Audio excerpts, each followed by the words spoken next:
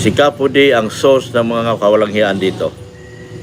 At gusto kong aminin ni Kapudi kung sino yung source niya.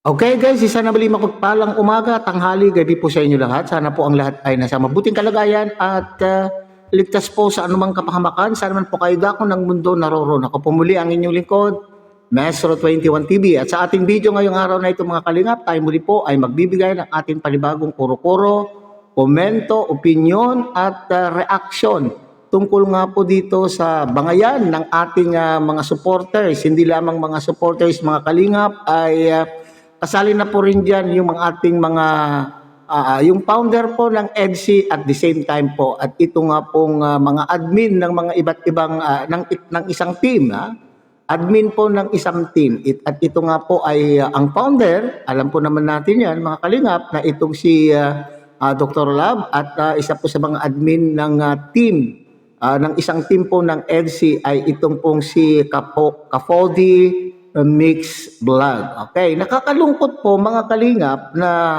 isipin na tayo po itong mga ito ay nagkaisa. Itong mga taong ito ay nagkaisa ng dahil po sa sinusuportahan po nila. Nang dahil po sa EDSI, sila po ay nagkaisa. Pero bakit dumadating po yung punto na ganito na po ang nangyayari? Ang gulo-gulo na po mga kalingap. Bakit ano na ba ang nangyari at nagkakaganito po ang mga taong nagkaisa pero sa ngayon po ay para bagang sila ba ay nagkakawatak-watak na sa kanila pong iba't ibang paniniwala? Iba't ibang paniniwala at mga pamamaraan, kaisipan. Okay, so yan po yung madalas po mga kalingap na sa isang organisasyon po ay nagkawatak-watak, nagkakagulo dahil po sa ating iba't ibang paniniwala at kaisipan, mga kalingap. Okay? Nakakalungkot isipin, mga kalingap, na itong mga supporters na ito at namumuno po ng mga team-team na ito ay nagkakagulo, sumasabay. Alam po naman natin kung ano ang pinagdadaanan po ng love team na ito, hindi po ba? Sa mga nakaraang araw ay nalungkot po tayo nang dahil po sa pangyayari na talagang sinasabi po nila na stop na, wala na. Ayaw na po ni Baby Beyonce ang ituloy pa ang Kalingap serye o ang serye po nila ni Kalingap Edu. So maraming nalungkot po sa ganitong pahayag mga Kalingap. Pero sinabayan pa ng mga supporters. Imbes na sila po ay magkaisa at ma-encourage, maingganyo na muli na ipagpatuloy po ang love team pero sumasabay din po sila. Okay, so nakakalungkot pong isipin na kagabi at kaninang umaga po natunghayan po natin sa Facebook post po ni Kafudi na sila po ay magsasign off na po, hindi na po sila magpapatuloy sa kanila pong pagmamaraton. Hindi ko po mawari mga kalingap kung sa pagmamaraton lamang ba or pati na rin po ba yung suporta po nila sa dalawang ito ay sign off na rin ba? Yun po yung katanungan po natin ngayon dito. Kung yung pagmamaraton lamang ba ang sign off o yung pati na rin po yung suporta po nila sa dalawang ito ay sign off na din. So kung nagpahayag po itong si Kafudi ng sign off, pati na rin po yung mga individual, pati rin po yung mga individual na supporter po ng EDSI na nagmamaraton din, ay nagsasabi, may nagpahayag na sabi po nila na gusto na rin po nilang mag-sign off, pero mayroon naman po talaga yung mga solid, yun na nga po ang usapin dito mga kalingap, bakit magsa-sign off? Kung, ayun ang tanong na naman po dito mga kalingap, kung kayo po ay talagang solid EDSI, solid sa dalawa, ay kinakailangan ay hanggang dulo, nasaan na po yung sinasabi nyo hanggang dulo. Okay, so pauna pong pananalita mga kalingap, galing po sa atin na ito pong reaction na ito mga kalingap ay base po doon sa naging pahayag po ni Dr. Lab sa kanya pong naging live. Okay. So gusto din po natin na makita o mapakinggan ang pahayag o saloobin ni Ka-Foodie tungkol po dito. Okay. So ang ating video ngayong araw na ito, mga kalingap, ay patungkol lamang po doon sa pahayag ni Dr. Lab. Gusto po naman natin pong maging fair. So base lamang po tayo sa pahayag po niya, yung mga iba po na gusto pong malaman ang katotohanan ay dapat po ay hintayin po naman natin o puntahan din po ninyo ang channel po ni Ka-Foodie, kasi nakita ko kanina ay naka-live kung ano naman po ang kanya pong pahayag, at mayroon po tayong nabasa na sinasabi niya laban daw po, hindi daw po siya pagagapi, lalaban daw po siya hanggang dulo. At kaninang umaga din po ay may nakita rin po tayong post na tuloy-tuloy pa rin daw po, ipaglalaban daw po nila ang EDSI. So mga kalingap, ay tunghayan natin ang isang maikling video clip ni Dr. Lab sa kanya pong pahayag sa kanyang live na sinasabi ay tinukoy niya mismo, nandyan po sa ating thumbnail, tinukoy niya mismo at pinangalanan po niya mismo itong issue lang ang sinasabi po nilang one-sided. Ibig sabihin yung one-sided, itong mga team na ito ay dito lang kay Ed sumusuporta at hindi nila sinusuportahan itong si Baby Beyonce.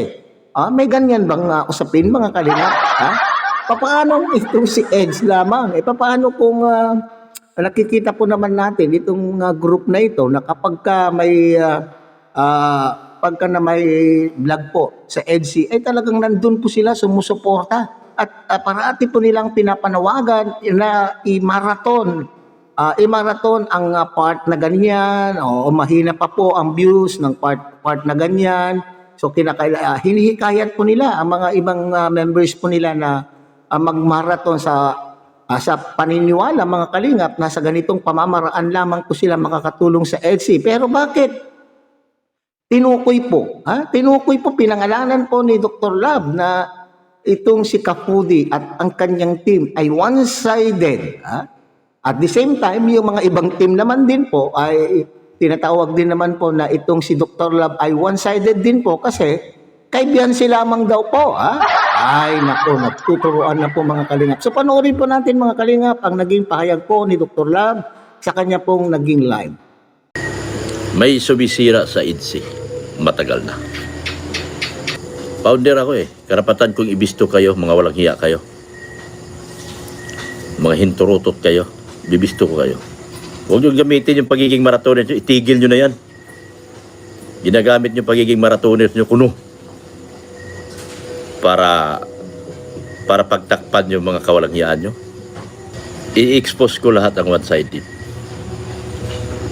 I-expose ko lahat. Dudurugin ko kayo. Meron akong mga katanungan. Continuous ito sa live ni Rinsid. At gusto ko manggagaling mismo sa bunganga ni Ka-Foodie kung sino yung mga taong nagbibigay siya sa kanya ng informasyon. Bakit nauna pa sila sa vlog ni Kalinga Prof? Madalas. Wala akong kaaway. Nagbibisto na ako. Ginugulo nilang EDSI. Di guluhin na natin. Ginugulo nila Ginugulo nyo. Huhubaran ko kayo lahat. Huwag niyo ako ilagay sa balag ng alanganin na gusto niyo banatan ko yung tao. Gayong yung tao walang kasalanan.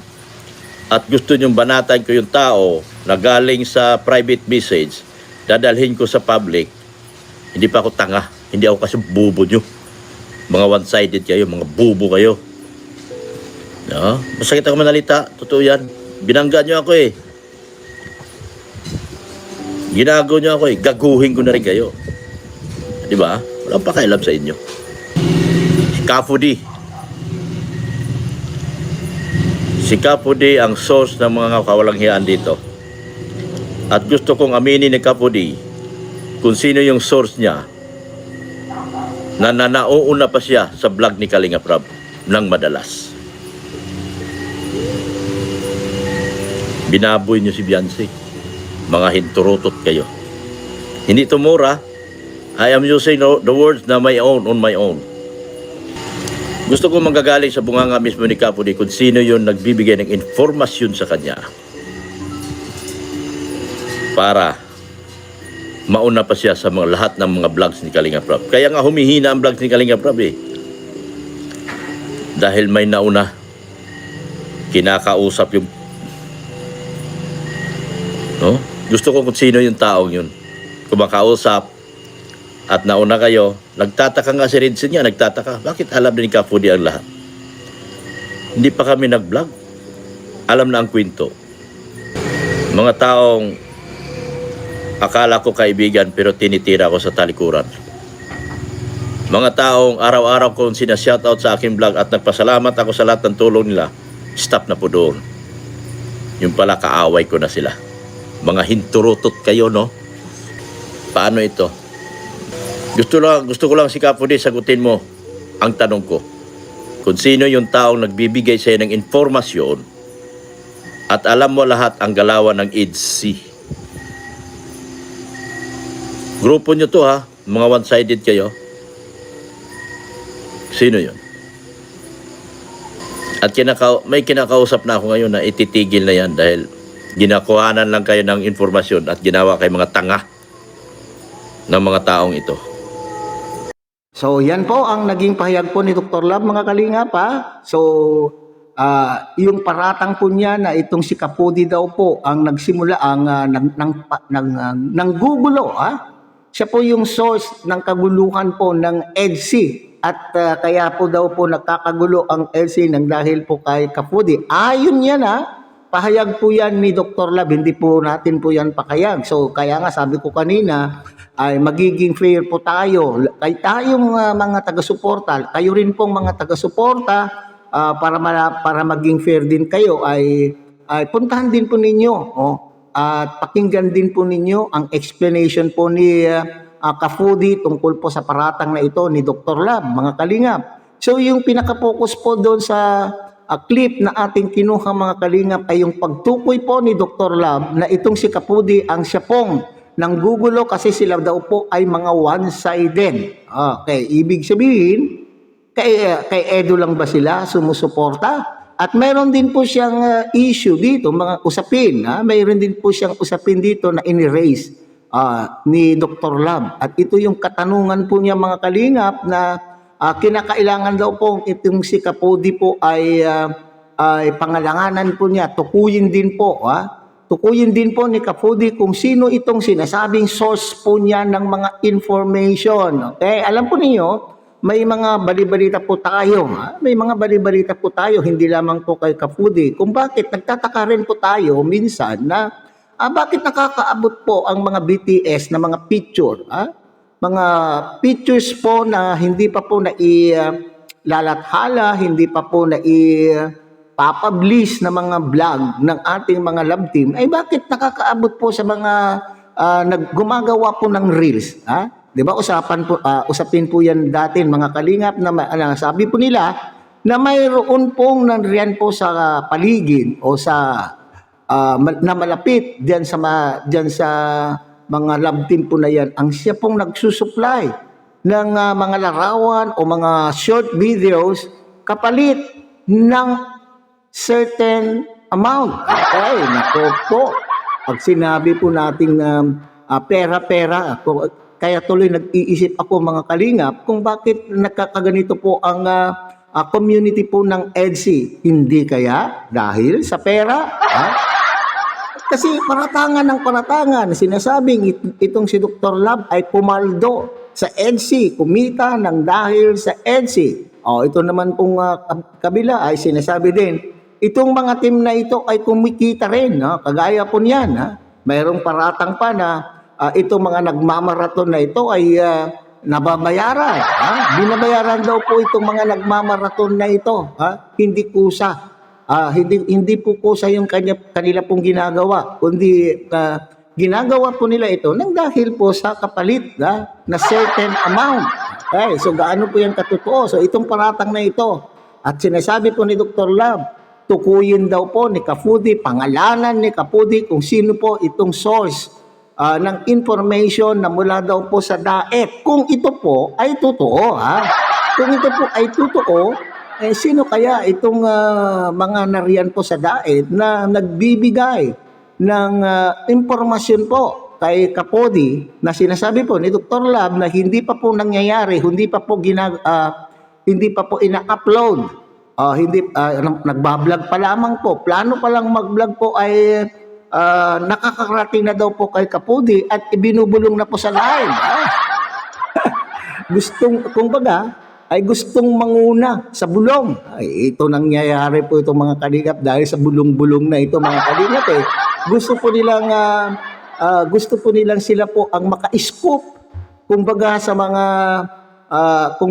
mga reporters, Yung mga reporters o field reporters ay sila po ang manguna po sa balita, So, hindi natin alam mga kalingap kung ito po ay totoo, So, muli sinasabi po natin dito ay kinakailangan din ninyong busisiin kung ano man po ang magiging sagot po dito ni Kapody at tingnan po natin kung nagsasabi po kung sino sa kanilang dalawa po ang magsasabi ng katotohanan. Pero mas maganda pa rin kayo po ay nagkaisa nang dahil sa inyong sinusuportahan, bakit hindi niyo magawa na kayo po ay magkaisa na lamang po, magkaisa at kung ano man po yung sinasabi ng kabila ay magpag-usapan po ninyo, At nang sa ganun nagsasaper, hindi magsasaper. Hindi magsasaper po ang performance po ni Kalingap Edu sa kanya pong channel. At the same time, kung tutuloy pa ang EDSI, ay hindi madadamay din po ang performance po ng kanila pong vlog. At nakakahiya na sa inyo pong mismong community ang pinagmumulan po ng kaguluhan. Imbes na kayo ay magkakaisa, bakit sa inyo po nagmumula ang kaguluhan? Di ba? Nakakahiya po yan mga kalingap. Kaya tuloy, ang mangyayari dyan, nangyari na ito nung nakaraan, kaya nag-post muna po ang mga love team ng dahil po sa toxic na mga community. So, dito sa mga pangyayaring ito mga kalingap ay hindi, anong tawag po dyan, hindi lalayo na baka makapag-desisyon na naman din po itong si Kalingap Rab na i-pause muna ang love team, lalo na po itong EDSI. Lalo na nga po at pinag-uusapan po na talagang titigil na ang EDSI. Di lalong ititigil na po ni Kalingap Rab. Hindi po ba mga Kalingap?